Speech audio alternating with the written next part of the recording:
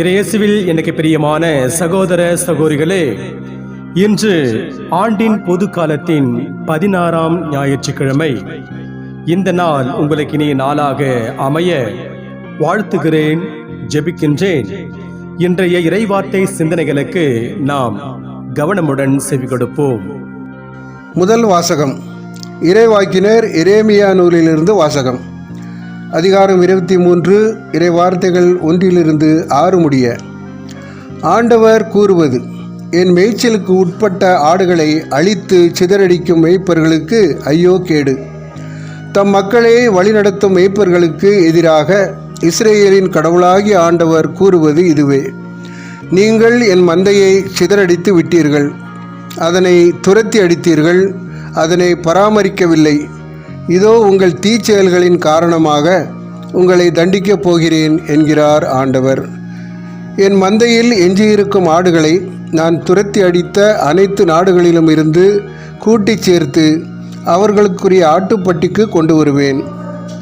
அவையும் பல்கி பெருகும். அவற்றை பேணி காக்க நான் மேய்ப்பர்களை நியமிப்பேன். இனி அவை அச்சமுறா, திகிலுறா, காணாமலும் போகா என்கிறார் ஆண்டவர். ஆண்டவர் கூறுவது: இதோ நாள்கள் வருகின்றன, அப்போது நான் தாவீதுக்கு ஒரு நீதியுள்ள தளிர் தோன்றச் செய்வேன். அவர் அரசராய் ஆட்சி செலுத்துவார். அவர் ஞானமுடன் செயல்படுவார். அவர் நாட்டில் நீதியையும் நேர்மையும் நிலைநாட்டுவார். அவர் தம் நாள்களில் யூதா விடுதலை பெறும், இஸ்ரேல் பாதுகாப்புடன் வாழும். யாவே சித்கேனு, ஆண்டவரே உமது நீதி என்னும் பெயரால் இந்நகர் அழைக்கப்படும். ஆண்டவரின் அருள்வாக்கு. இறைவனுக்கு நன்றி. பதிலரை பாடல் பல்லவி. ஆண்டவரே என் ஆயர், எனக்கேதும் குறையில்லை. ஆண்டவரே என் ஆயர், எனக்கேதும் குறையில்லை. ஆண்டவரே என் ஆயர், எனக்கேதும் குறையில்லை. பசும்புல் வெளி மீது என்னை அவர் இளைப்பாரச் செய்வார். அமைதியான நீர்நிலைகளுக்கு என்னை அழைத்துச் செல்வார். அவர் எனக்கு புத்துயிர் அளிப்பார். பல்லவி. ஆண்டவரே என் ஆயர், எனக்கேதும் குறையில்லை. தம் பெயர்க்கேற்ப என்னை நீதி வழி நடத்திடுவார். சாவின் இருள் சூழ் பள்ளத்தாக்கில் நான் நடக்க நேர்ந்தாலும் நீர் என்னோடு இருப்பதால் எத்தீங்கிற்கும் அஞ்சிடேன். உம் கோலும் நெடுங்கழியும் என்னை தேற்றும். பல்லவி. ஆண்டவரே என் ஆயர், எனக்கேதும் குறையில்லை. என்னுடைய எதிரிகளின் கண் முன்னே எனக்கு ஒரு விருந்தினை ஏற்பாடு செய்கின்றீர். என் தலையில் நறுமண தைலம் பூசுகின்றீர். எனது பாத்திரம் நிரம்பி வழிகின்றது. பல்லவி. ஆண்டவரே என் ஆயர், எனக்கேதும் குறையில்லை. உண்மையாகவே என் வாழ்நாள் எல்லாம் உம் அருள் நலமும் பேரன்பும் என்னை புடைசூழ்ந்து வரும். நானும் ஆண்டவரின் இல்லத்தில் நெடுநாள் வாழ்ந்திருப்பேன். பல்லவி. ஆண்டவரே என் ஆயர், எனக்கேதும் குறையில்லை. இரண்டாம் வாசகம். திருத்தூதர் பவுல் எபேசியருக்கு எழுதிய திருமுகத்திலிருந்து வாசகம். அதிகாரம் 2, இறை வார்த்தைகள் 13 முதல் 18 முடிய. சகோதரர் சகோதரிகளே, ஒரு காலத்தில் தொலைவில் இருந்த நீங்கள் இப்பொழுது இயேசு கிறிஸ்துவோடு இணைந்து அவரது இரத்தத்தின் மூலம் அருகில் கொண்டு வரப்பட்டிருக்கின்றீர்கள். ஏனெனில் அவரே நமக்கு அமைதி அருள்பவர். அவரே 2 இனத்தவரையும் பிரித்து நின்ற பகைமையே என்னும் சுவரை தமது உடலின் ஏற்ற துன்பத்தில் வழியாய் தகர்த்தெறிந்து அவர்களை ஒன்றுபடுத்தினார். பல கட்டளைகளையும் விதிகளையும் கொண்ட யூத சட்டத்தை அழித்தார். 2 இனத்தவரையும் தம்மோடு இணைந்திருக்கும் புதியதொரு மனித இனமாக படைத்து அமைதி ஏற்படுத்தவே இவ்வாறு செய்தார். தாமே துன்புற்றும் பகைமையை அழித்தார். சிலுவையில் வழியாக 2 இனத்தவரையும் ஓருடலாக்கி கடவுளோடு ஒட்பரவாக்க இப்படி செய்தார். அவர் வந்து தொலைவில் இருந்த உங்களுக்கும் அருகில் இருந்த அவர்களுக்கும் அமைதியை நற்செய்தியாக அறிவித்தார். அவர் வழியாகவே இரு இனத்தவருமாகிய நாம் ஒரே தூய ஆவியின் மூலம் நம் தந்தையை அணுகும் பேறு பெற்றிருக்கிறோம். ஆண்டவரின் அருள்வாக்கு. இறைவனுக்கு நன்றி. அல்லேலூயா, அல்லேலூயா. என் ஆடுகள் எனது குரலுக்கு செவிசாய்க்கின்றன, எனக்கும் அவற்றை தெரியும், அவையும் என்னை பின்தொடர்கின்றன. அல்லேலூயா. ஆண்டவர் உங்களோடு இருப்பாராக, உன் ஆன்மாவோடும் இருப்பாராக. மார்க் எழுதிய பரிசுத்த நற்செய்தியிலிருந்து வாசகம். ஆண்டவரே, மாட்சி உமக்கே. மார்க் நற்செய்தி அதிகாரம் 6 இறை வார்த்தைகள் 30-34 முடிய. அக்காலத்தில் திருத்துதர்கள் இயேசுவிடம் வந்து கூடி தாங்கள் செய்தவை கற்பித்தவை எல்லாம் அவருக்கு தெரிவித்தார்கள். அவர் அவர்களிடம், நீங்கள் பாலை நிலத்தில் உள்ள தனிமையான ஓர் இடத்திற்கு சென்று சற்று ஓய்வெடுங்கள் என்றார். ஏனெனில் பலர் வருவதும் போவதுமாய் இருந்ததால் உண்பதற்கு கூட அவர்களுக்கு நேரம் கிடைக்கவில்லை. அவ்வாறே அவர்கள் படகேறி பாலை நிலத்தில் உள்ள தனிமையான ஓர் இடத்திற்கு சென்றார்கள். அவர்கள் புறப்பட்டு போவதை மக்கள் பார்த்தார்கள். பலர் அவர்களை இன்னாரென்று தெரிந்து கொண்டு எல்லா நகர்களிலுமிருந்தும் கால்நடையாகவே கூட்டமாய் ஓடி அவர்களுக்கு முன் அங்கு வந்து சேர்ந்தனர். அவர் கரையில் இறங்கிய போது பெருந்திரளான மக்களை கண்டார். அவர்கள் ஆயரில்லா ஆடுகளைப் போல் இருந்ததால் அவர்கள் மீது பரிவு கொண்டு அவர்களுக்கு பலவற்றை கற்பித்தார். ஆண்டவரின் அருள்வாக்கு. கிறிஸ்துவே உமக்கு புகழ். நற்செய்தி வாக்கினால் என்னுடைய பாவங்கள் அகல்வதாக. ஆமென்.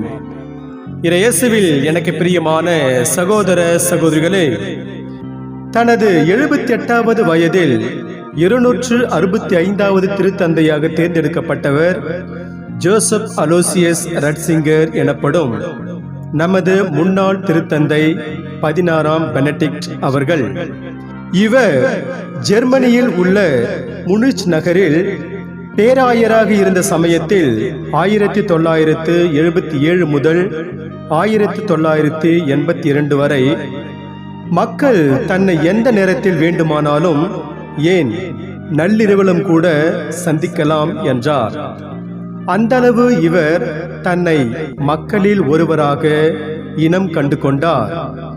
இப்படிப்பட்டவரிடம் ஒருமுறை சிறுவன் ஒருவன், ஓய்வில்லாமல் உழைத்துக் கொண்டு இருக்கிறீர்களே, நீங்கள் தூங்குவதே இல்லையா என்றான். நீ நிம்மதியாக தூங்கினாலே போதும் மகனே, அது எனக்கு புத்துணர்ச்சியை தந்துவிடும். அந்த புத்துணர்ச்சியை கொண்டு நான் நீண்ட நேரம் உழைப்பேன் என்று வாஞ்சையோடு பதிலளித்தார். பின்னாளில் திருத்தந்தை 16ஆம் பெனடிக்டாக உயர்ந்தது ஜோசப் அலோசியஸ் ரட்சிங்கர் அவர்கள்.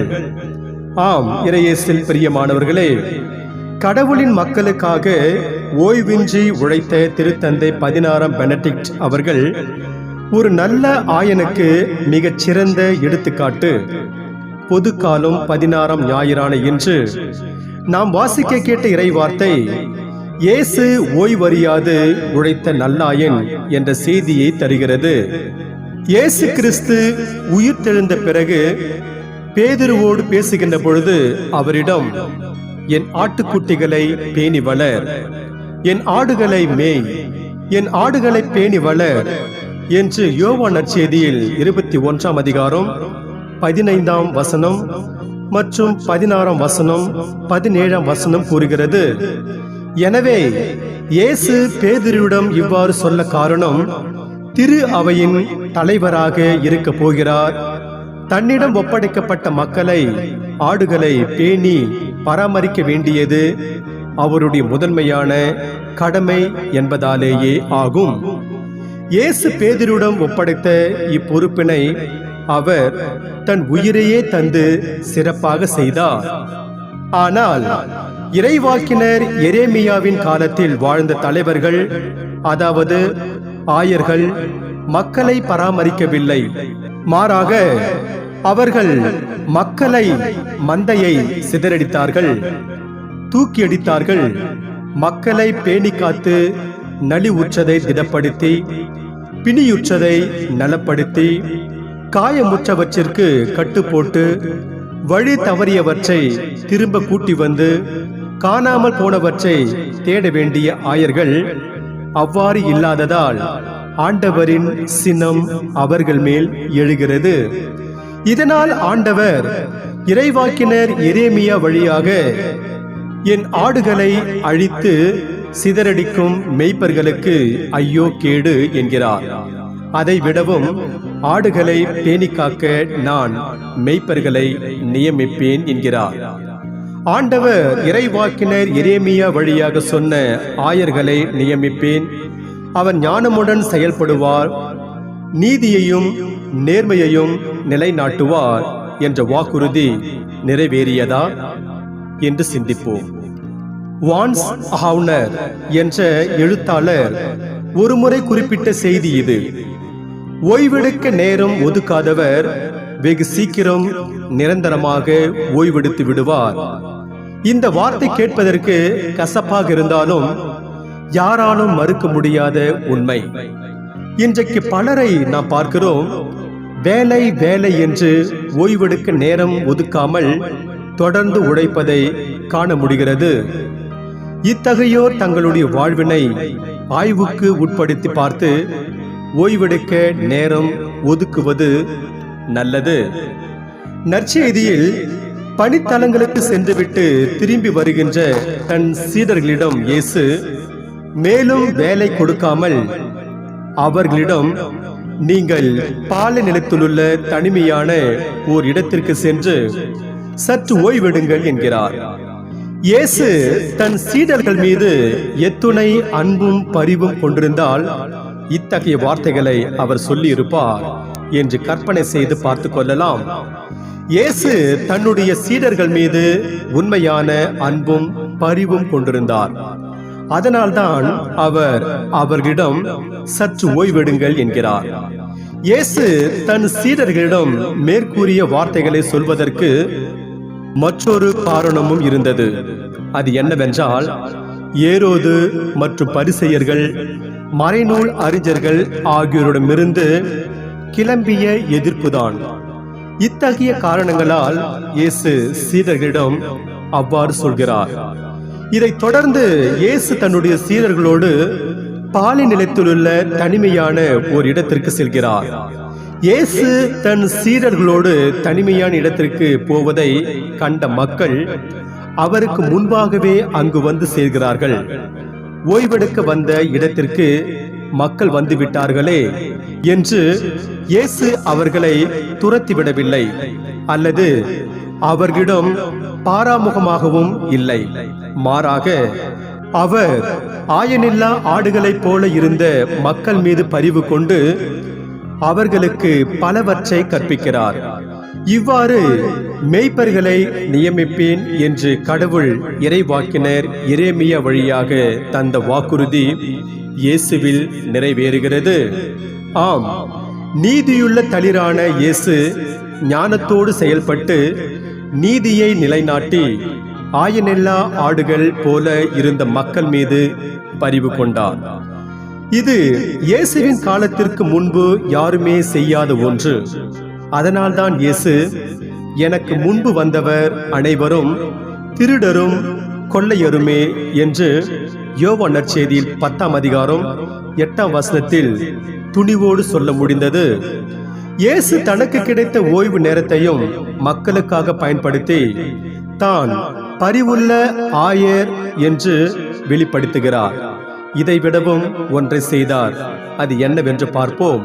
அதாவது, நற்செய்தி வாசகத்தில் இயேசு மக்கள் மீது பரிவு கொண்டதை எடுத்து கூறும் வேளையில், இன்றைய 2ஆம் வாசகத்தில் இயேசு மக்கள் மீது கொண்ட பரிவின் வெளிப்பாடாக சிலுவையில் தம் விலை மதிக்க பெறாத இரத்தத்தை சிந்தி யூதர் பிறவினத்தார் என்று பிரிந்து கிடந்தவர்களிடையே அமைதியை கொண்டு வந்து அவர்களை ஒன்றுபடுத்தினார் என்று எடுத்து கூறுகிறது.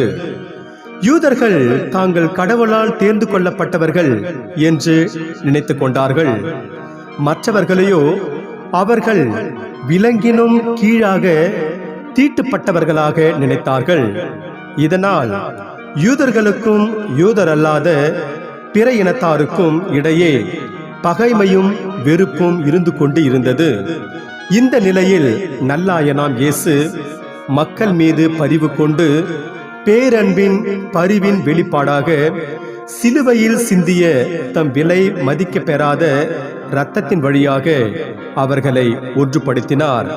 எனவேதான் புனித பவுல் இவ்வாறாக கூறுகிறார், இனி உங்களிடையே யூதர் என்றும் கிரேக்கர் என்றும் வேறுபாடு இல்லை, கிறிஸ்து இயேசுவோடு இணைந்துள்ள நீங்கள் யாவரும் ஒன்றாய் இருக்கிறீர்கள் என்று கலாத்தியருக்கு எழுதிய கடிதத்தில் 3ஆம் அதிகாரம் 28ஆம் வசனத்தில் கூறுகிறார்.